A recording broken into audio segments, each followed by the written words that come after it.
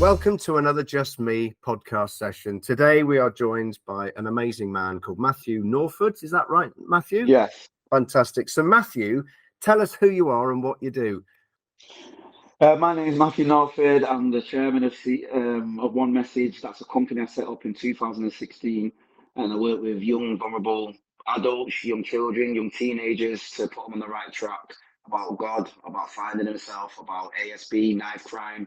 We explore their emotions. We do a bit of a relationship repair between siblings or parents and children. We train a lot of social workers, teachers, British Transport Police. We're a mentoring service, but we never shut, so we're open 365, 24 hours a day. Young people get hold of me through Instagram. So I believe in if a kid's got a problem at 9 o'clock, they can't wait till Monday. So we're there for the children. Love that. Okay, and give us a bit of background of how you arrived to where you are today, because there's some story, right? Yeah, well, I grew up with five brothers, two sisters. I was a class clown. I like to make everyone happy. Yeah, I like to make everyone happy. Noticed my mum was treating me different when I was about age 6. I used to get the swan matches for those that are old enough to know. And I used to like a piece of paper. Wouldn't burn nobody, wouldn't burn the grass, just myself. Um, One day it was burning down, the paper was burning quick, so I put it in a drawer and obviously smoke came out of the drawer. My mum come downstairs, shook a match, started burning my hand. I remember running upstairs, my older brother Gary was about 8, turning 9. He put my hand under the water. I don't remember nothing. Then we're going to school the next day and my mum wrapping, Miss Gary, the dinner lady, wrapping it up in a bandage and putting white cream on it. My mum never said sorry. She never took me to hospital or doctors. Things like when I went to London, every year we go to London because my birthday is Christmas Day. So we go to London to visit my mum's parents. They were well off. They weren't rich, but they were well off. And my auntie, who was 2 years older than me, she was Gary's age, she had a pair of roller skates with big yellow stoppers at the front. And I never forget. Um, so yeah, I said, can I have a go? She's like, no, it's not my fault. Your mum can't afford them. So when she went inside, I put them on. Skating up and down the garden, I felt great. I felt like how the other kids felt. She'd come out screaming, take them off, you tramp. I remember kicking one off, and then when she bent over, I kicked her the bottom with the stopper. My mum chased me through my nana's house, broke a snooker cue over my head because my nana had a poo table, like a medium-sized poo table. I'm on the floor crying, screaming, thinking why they did that. And then my nana's grabbed my mum, because my nana was a big lady, and like lift her off. My mum's only like eight stone, about 5 foot. My nana was a big lady, lift her off a foot strangling her. What are you doing to this kid? My mum turned around and said, well, he's gonna love this kid. He's hard to love. That emotionally, that made me cry more than the snooker cue over my head. 'Cause I remember thinking, "What have I done to you? I'm a kid. You're not like that with my brothers." And Nana threw my mum on the floor and said, "If you ever hit him like that again, I'm going to end up killing you." And I remember thinking, because when my mum hit me, I always used to cower under the covers. I'm thinking, "Go on, Nana, jump on her, beat her," because my mum was scared how I was scared, and I thought, get a bit of your medicine. Me and my mum's relationship broke down. Like I said, Gary was 2 years older. Gary was my best friend, my brother, my dad, my soulmate. He's the one that taught me everything. He'd give me sometimes half of his food if I've argued with my mum. He was just always there for me. And when I got to high school, I started playing basketball in year 7. Started playing for Manchester boys, Manchester Giants, Northwest boys. I remember going home and telling mum I've made the team. And my mum just sucking her teeth and carrying on a phone conversation, and that broke me as an 11-year-old. That broke me. It's like, why are you always like Gary had a pair of Predator boots. If you remember football, David Beckham Predator boots. So I can remember the price of £160. He played one school game and he got a pair. Never played again. Now this time, year 8, I'm playing for England now. My mum, I was going to school with holes in the trainers. I had to go to the Adidas factory. Everything for me was like second hand or last season. Gary got everything. So didn't like my mum. Things like, so I threw myself into basketball. I got started playing for England by year 9. But by then I was already selling heroin and crack cocaine in Russia. But because I love basketball, I used to put everything into it. But the flip side of it, I understand why kids get into sports and when they get to the teenager years, some of them come out of it. When I'm going to basketball and I'm the best in the country for my age, especially in England, in the Northwest, it's kind of heartbreaking when Stephen, John, Mark's mum are all clapping their dads there. Now, whoever's representing them are clapping good basket, Matthew, but you never see no one representing you. Then when you go outside, they're all getting in their family's car going home. You know, I see you tomorrow at school, Matthew, and you're at a bus stop thinking, I don't know what I'll come, not no one care enough. And then you get home after the 45-minute hour long bus ride, and you're like, Mum, I've got a trophy. And she was like, yeah. it makes you well, it makes you go like F you. I'm gonna make my brother Gary proud. So then I just fell full fledged into the streets. Still managed to hang on to playing basketball because Mr. Williams was my coach for Burnage and he was an England coach. So at 15, I had my first son. I shot my first person in the leg. Went to shoot him in his chest, but the gun jammed. Um, I'm glad it jammed because there was a lot of witnesses there, and a lot of the young people went home and told the mum. I found out years later because obviously some of them were my younger gang members. Um, yeah, so 15 and a half, after I had my first kid, I had an interview and a meeting with Mr. Williams. He said, when you turn 16, we've got a once in a lifetime opportunity. We've got a scholarship for £250,000 for you to go to America for 2 years. If Wow. you make it, you become a millionaire MBA. We know you're going to make it, Matthew. All we need for you is to pass your GCSEs, just English and maths. Now, I could get A's when I could be bothered, when I was in first year, second year. But by then, I couldn't be bothered. I'd rather be in the class with my friends in set four, the lowest class, where the teachers didn't care, where you could have your earphones on, listen to your Walkman, mess about. So I thought to myself, now remember, I'm 15, 15 and a half, turning 16. I've got chains, bracelets, money, guns, a name. I've got girls, I've got cars. I'm listening to like Bloods and Crips, Tupac, See Murder, all this American gang stuff. So in my mind, and I'm smoking weed every day, skunk from morning till night, drinking Hennessy because that's what Tupac and them drink. So I'm thinking, well, gangsters don't do this. You watch your boys in the hood, men society, all that plays a mind in how a young person's mind thinks. So I thought, gangsters don't go to college. I'm making all this money, Yeah. £1,000 a day. I'm going to be rich. Me and my brother are going to retire in Spain and get a villa like you watch the old London movies. I didn't know police had me on surveillance, and about 2 weeks later, they kicked down the door, arrested me and my mum. I'm crying because the police had his boot on my mum's neck. I got locked up all day in Lonside Police Station, and at 16, I got 15 months in Stoke Heath. Did 9 months. The reality of jail hit in. Not what the elders said. Oh, prison's all right. You get to go gym and no TV. This was in the 90s, so no TV. You at gym probably 3 times a week. You're in a shower with 15 other young people, 10 other young people. Some of them are naked. This is foreign to me. Why is this guy walking in naked with his private swinging? And why is this guy, you're telling me this guy is a paedophile, but none of us are stabbing him up? You're like, it's a bit fake, this. So I got my GCSEs in English and maths, played basketball, made a newspaper in Shropshire, came out, did a year out. In that year, there was a gang war between Rusholme and Dodderton. One of them shot my uncle. I mentioned no names. We found out, went to around their estate, shot one of them. Shootings back and forth. I was only out of jail, like I said, for a year. Police raided my mum's house. I found money, drugs, weed, bulletproof vest, ski mask, and some jewellery and some weed. And then the mother of my child, I found money and some bullets for a machine gun. Yeah, or drugs. I know they found money and they found drugs or bullets for a machine gun. She got 2 years in prison. I got 4.5 years. I should have been a man and took the charge, but because she cheated on me on my first sentence, I'm thinking, wow, and she slept with someone that I know from the Gooch gang, because Russell and Gooch are like together because we all grew up together. So that could have started a big war, but obviously I was being raised by my brother. She didn't get raped. If a girl cheats on you, it's not the guy's fault, it's her fault. So I just decided that was the best course of action, which I should have done. That was a coward, but I'm young and I'm thinking you can pay the piper for that. She did a year in Style, and I think 8 months in Style, went to Draco. I did a year in Hindley, a year in Thorncross Open Prison, came out, back to gang banging straight away, running a gang with my older brother. So that was in 2003 at age of 20. I had 25, I got 3 boys, my brother's got a kid. We're robbing people in different cities because we make connections through jail, and we've got family in like Birmingham and different places. We're getting guns from someone from the army, from people from Liverpool. The war kicked off in 2005 because all the gang members got out deep, shot it in alongside Pitbull, Cheetah Mill, Rushall, Moore, Tafford, Fallowfield. So there were shootings every day. You have to have a gun in you 9 times out of 10. So one Sunday evening, because the day before, Donovan boys had chased us through town in a car. I couldn't rest, so I went and got 2 guns, gave one to my brother. I had one, brought another young person. We used to ride down the streets all in black with balaclavas with our guns out, no matter what time of day it was. So, and the whole point of that, my brother taught us, is if you've already got it, when they reach for it or you turn a corner and see them, you can just start squeezing and shooting. Where people like to play the gangster and have it in the waist or the coat. That's seconds, and sometimes it gets stuck. We can see you, we just start shooting. Um, Oh, so one night like I said, I took them to there's a park called Rec Park in Moss Side, Notorious Park. So I've come up the alleyway, so my brother and his friends stayed there. There was about 5, 6 kids on the other street. They were Dodderton, But like I said, there, 15, 16, probably 17, I'm like 24. I was about 3, 4 feet away. I could have killed them all. 45 revolver, I could have killed them all. Or a 44, sorry, one of them, can't remember. I want to say a 44. Um, or a 45, one of them. And I could have killed him, but I swear down, I did not want to do it because my brother at this point has already murdered somebody.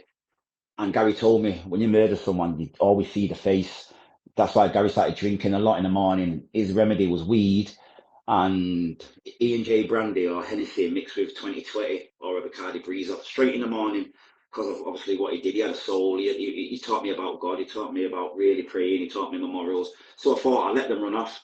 So as I'm going back to the alley, someone's come to the park. Next I'm going, who's that? So I've run to the park. I'm going to see people scurrying. I thought, should I just shoot into the park indiscriminately? I thought, nah, I don't want to hit a young person. So I've gone in the alleyway, took my brother out, hold this, let's go back to Rush Home. He's gone parallel to the park, so that's further into my side. So as I'm trying to catch up to him, a guy, I'm spiritual, I'm not religious, but I'm spiritual. This kid's come behind, like God said, look behind you. This kid started was running behind me with a gun, so I thought, I don't know why. My brother's gone straight, I've gone like diagonal left, I'm going over this cross. I couldn't say bang, bang, bang, bang, bang, back 6 shots. And I'm scared, you can feel the bullets like going past my ear. And I'm like, God, I don't want to die. So my brother's come up the alleyway, and they've exchanged like 4 shots between them. As I'm about 3/4 of the way over this cross, I'm riding out on my pedal bike. I've got my bulletproof vest on. It's like God said, look to my left. In the middle of the road, there's a kid with a machine gun with a stock out, but he's walking sideways, like sideways on, so he can steady himself. So I thought, oh, this kid knows what he's doing. So I've gone and had to grab my gun. I gave it to my brother. So now I'm thinking, JJ, can't you see this kid here? Can't you see this guy here? And then I just pray to God, and like I said, I know God exists. So I just go, God, if this kid's going to shoot me in my lower, if this kid's going to shoot me, please let him shoot me in my lower body. So he's lowered it, and he's just let off all 30. Gone through the estate, and they've come round again, shot after my brother. We shot after back. My brother shot back after them. Um, Another car's come. I've gone to grab my gun again, forgetting it's gone to my, okay, to my brother. So I've had to go into Hume now because I can't go that way to Rushden because the car's coming this way. So I've gone to Hume. I'm getting chased. I'm in the alleyways now. I'm sweating profusely. Like I'm scared. It's about 10:30 at night. It's raining. It's a Sunday. I'm thinking I should have stayed inside. You know, God's day. I should have stayed in. I'm thinking if they come in this alley, I'm dead. So they've got off. I've got to my son's granddad's house, and it's a Jamaican guy. I've actually thrown myself over the fence. I he was in the kitchen cooking. So when I've landed like on my ribs. I've had to crawl in the door and I've gone, such and such, call the ambulance. Tell them my old white lady's been stabbed and robbed. Don't give them my name and don't tell them I've been shot. Because I know if you tell them you've been shot, you have to wait for our response to come. Our response is going to take a good 45 minutes. I've already been bleeding, and when they hear certain people's names over the scanner, police are going to rush to come and help you and come and save you. Funny enough, I met a police guy who said I was there, and he said when we heard it over the scanner, we were laughing. That's in my story. I've always said. So my brother's come. I'm on the chair. Blood's coming out my thigh. His girlfriend's put a towel on it. My son's granddad's girlfriend.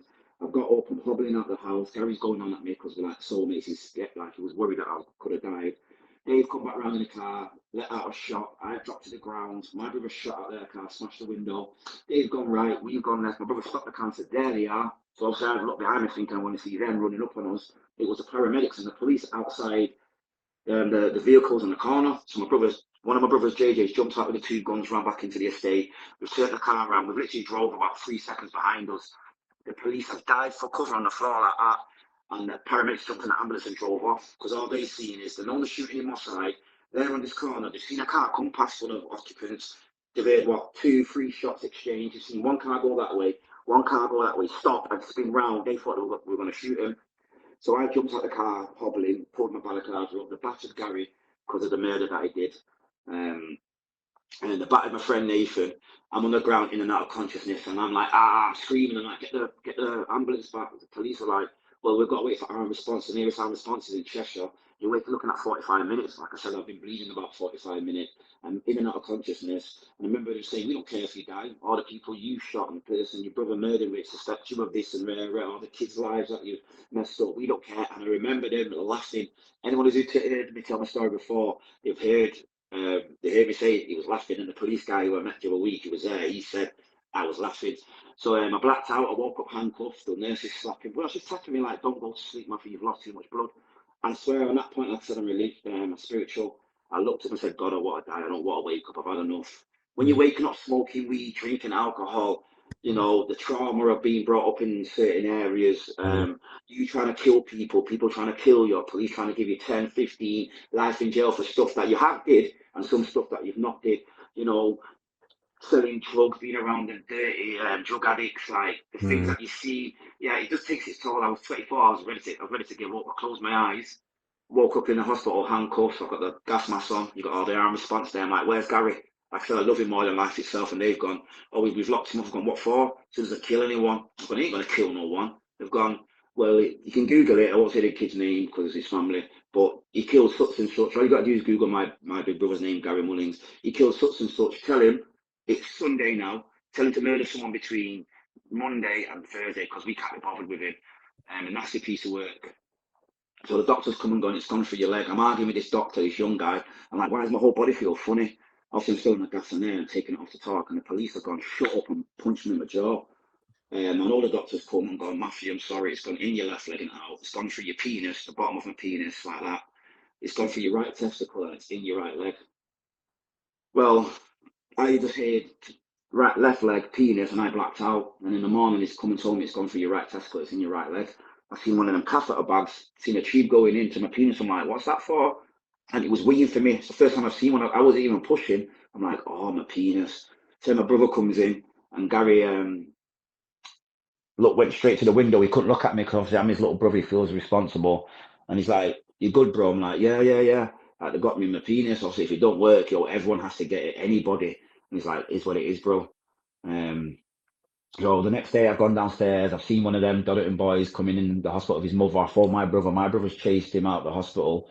They've moved me wards. The next day a woman's told me, this nurse has told me there's three guys outside trying to come in to see you. She's told me the mixed race. I'm like, they're not from my gang because my gang were all black and white.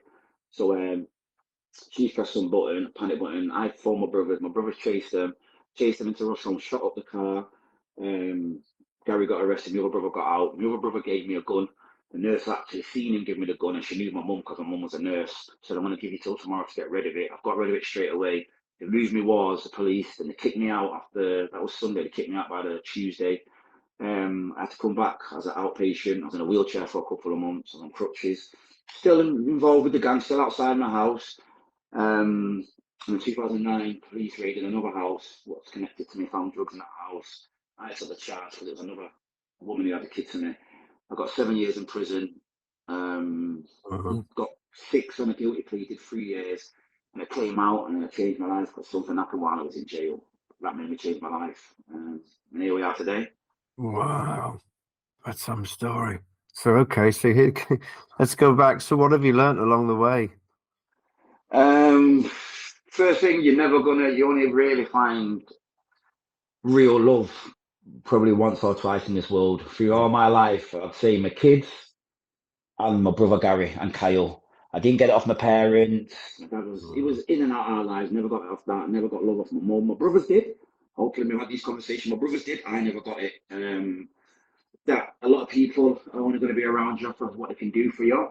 That Mm. lie's full of fakes and snakes.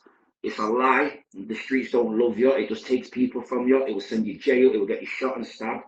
But because you're so traumatized and because you feel self worth, you think, yeah, I was ready to die over RCG. That's just a Wow. name that we made. We didn't own a house. We didn't own a pavement. But I'm ready to die for it. Got it all inked over me. And that's because I wasn't getting no love from my mum. If my mum would have came to one basketball game, I would have carried on basketball because it would have shown me that she actually does care. I'm making her proud. So when she wasn't coming, I thought I'd make Gary proud. I'd Mm. go into the streets and just go full pelt at it. But it's just told me that's a lie. Like education is the key.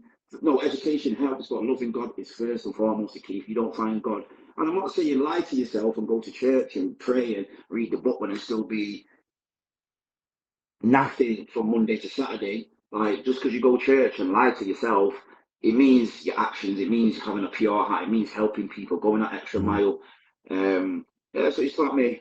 Now I know a bad person. I know how to spot a snake coming a mile off. It's taught me a lot of life skills that I needed to get to this point to be able to help them kids. Because without being beaten, without being burned, without feeling suicidal, without feeling lonely, depressed, without knowing how to battle demons and fight, without knowing how to go through jail and knowing jails are like and the Wow. type of people you meet in jail. I could not get through to these young kids and these parents who are damaged to people say damage beyond repair, but they're not. It's just you've got to hit that spark in him, which shows them that hey, you are doing good.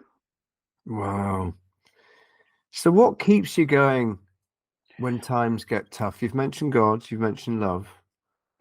What else I do it really? for obviously for God. I do it to make Gary proud because my Oh, brother Gary, when I was in prison in 2011, him and my three brothers went to do rob a weed house, and my brother Gary got stabbed and died.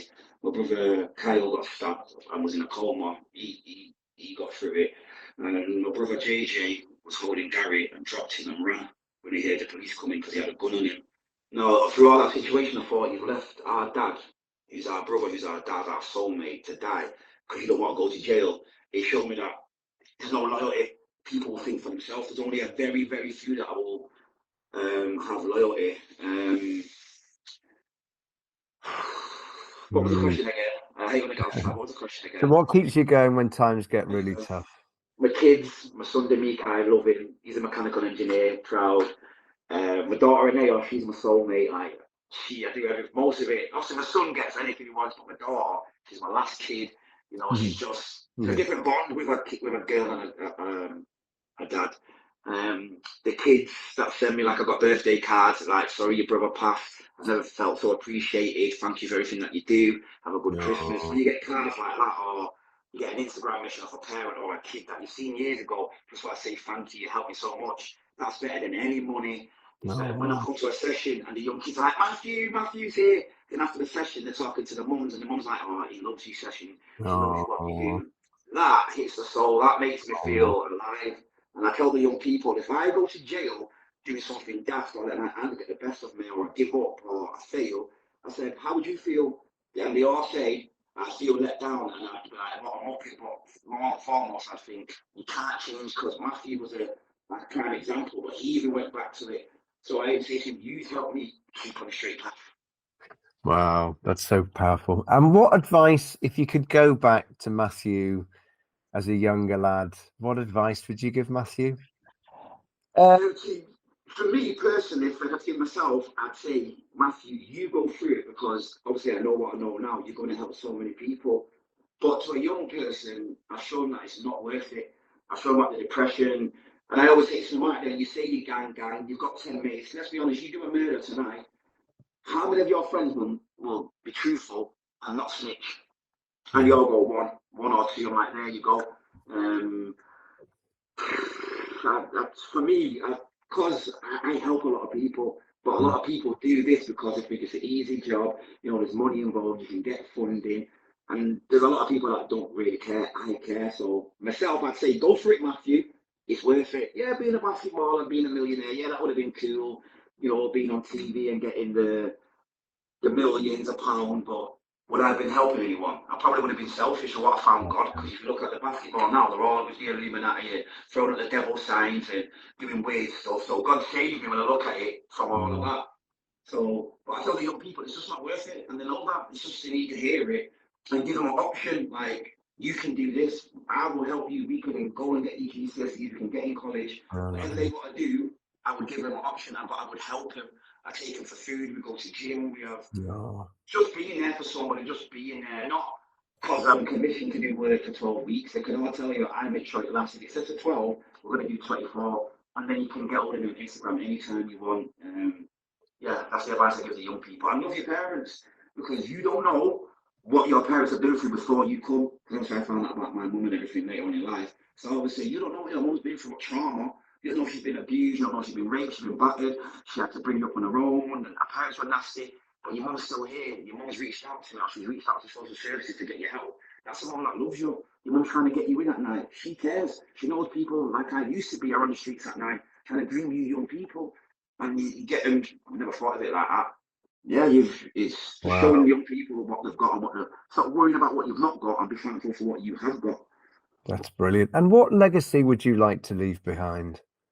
For my kids and for mostly most important, the kids that ain't got anything, just like when I die, it's like what happens now, kids come up to like, I remember you come to my school years ago and it really helped me. And now I'm in college doing drama and doing whatever. Just want people to be able to say, you know what, he was a good guy. He actually did care. He did put a lot Oh, of good in the world. Like, Because all you're going to be remembered on is how you treated other people and how you were as a person. So it's not gonna. I just want to be. I'm not bothered about people like loving me off. I just want the kids. I don't want to be immortalized because I ain't God. I always say immortalize God, not me. But I just want them to know that they got loved, that they can say, you know what, I felt love through Matthew and taking me out. I knew he cared. One kid can say he taught me love, and I know he loved me. I know he cared, and No, that's a legacy to leave because you've left someone happy, and they've not gone into gangs now. They've gone into college. They've gone into be a productive member. They've got a good life. They've found God on the journey. Like that's a legacy I want to leave. Even if you never hear of me again when I've gone, just as long as them kids who are now adults, like when I die, and they hear it and they just go, "Yeah, Matthew's helped me to get where I am here." That's my legacy. that's lovely. And what I mean, we always call it like, you know, when you get that feeling you're really happy, it's a fizzy pop Yeah. moment. So what kind of gives you that fizzy pop moment? What is it in your life? I know you mentioned your kids and that, Yeah. but what really gets that I've done it? And it's interesting, you said just now that you could have earned millions about being a basketball player, but would you have then done any good with it? And Yeah. maybe not. So what gives you that fizzy pop? Seriously, the kids, when I come into a primary school and I go into Oh, they have contracts with them, and the kids are like, Matthew's there, and the teachers are like when the teachers are sitting down, like, he was like this, but now he's turned it around, and you see to the kids, like, one of the comments was, every young person just wants to be the best person they can for Matthew to really look up to him. no. That there, and then seeing the change, it's just, I smile when they come in. And even high school kids, when I'm like, are you still attending school? Like, yeah, my attendance has gone in. And actually, you see them turning it around. It's just like, I go home and I tell my daughter on FaceTime, I tell everyone, like, I'm just on a high. I'm on a high. Because I do this every day, I'm always happy. I wake up happy. I never thought I would be turning around so many lives, so many parents have thanked me. Just this is just one thing I do out of the kindness of my heart. I'm not going to say the school or anything, but I'm in like two primary schools, and there's underprivileged kids that didn't have nothing. So the teachers told us, I went, me and Michelle Gleason, that's my safeguard, that's the CEO of my company, she runs it, I just do the work. Out of our own pockets, went and brought 9 kids presents, and we're not talking your £10 present, we're talking one wanted this, asked them what they want, and we went and got it. My family went and gave them shopping, we're going to buy the kids presents, we're going to meet them on the 23rd and give them shopping.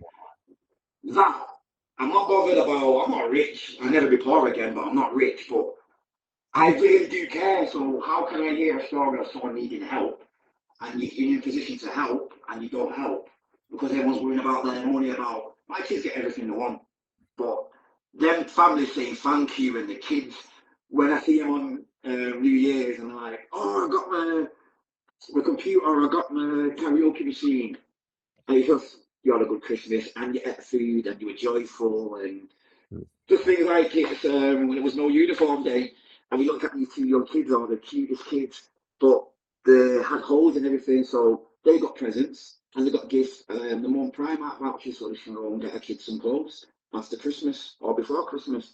Like money doesn't mean nothing. Yeah, you needed to pay bills and go on holidays. That part of it's good, but making these kids happy and these parents, making anybody happy, that makes me smile. I'm the guy that goes to Asda and talks to the old lady who's got a face on her, who's like been scanning stuff, she's helping people pack, and I swear down, I do it everywhere I go. Are you all right, love? Rare, rare. And she might be 60, 70. I'm like, what are you doing this evening? She goes, I'm going home to my husband and see my grandkids. I'm like, grandkids? Husband? Well, tell your husband he's a lucky man because this 40-year-old guy likes you and you are a pretty woman. If I was a bit older, I'd be taking your number. And she's smiling at the end of the conversation. It's like, have a good day. And I say to young people when I do it, they're like, oh, she's ugly. I'm like, but you notice when we come, she was sad. Now she's smiling. That's going to carry her for a day. No, We don't know what she's got going on at home. My husband might be nasty, but if you can make someone smile, please do it because it goes a long way. no. And if you could use one word to describe yourself, what would it be? Um,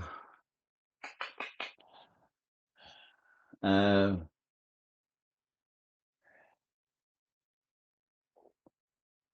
Try to please God. Oh, Because that way I never fail. That way I will never fail. Like, I'm sometimes shocked at myself because I've always been this way, but I've always done bad stuff. So being a nice person, tricking someone to think that, but now I'm just a natural, nice person. Like, and I feel good. It's good to be good. I used to think that saying was crap, but it's good to be good. It's just, it hits the soul different. that's so lovely. Wow, what a story. Matthew, thank you so much for your time. Wow. Oh, you're welcome. I could speak to you all day. Yeah. Oh, I mean, the thing is, it's the thing that I love about you is it's real. It's like, I mean, you can watch films, can't you? You can listen to Yeah. whatever, but this is life. This was your life. This wasn't like a comic book. This is it. Yeah. Yeah. Can I say something to every listener who might be a single parent or joint parents? If you're doing the best you can, you are not failing your kids. Don't let society tell you you're failing. And every young person that's listening to this, you want to hug your mum, you want to hug your carer and your grandparent. Whoever looks after you and meet your needs, you want to thank that person. Because like me, there's millions and millions of young people that don't have the love that you have. Your parents are never the enemy. And I'm talking if you've got good parents, not if they're abusing you and everything, but if you've got good loving parents, like a lot of people have, please just say thank you. And parents don't ever think you're failing your kids. That's really lovely. Thank you so much.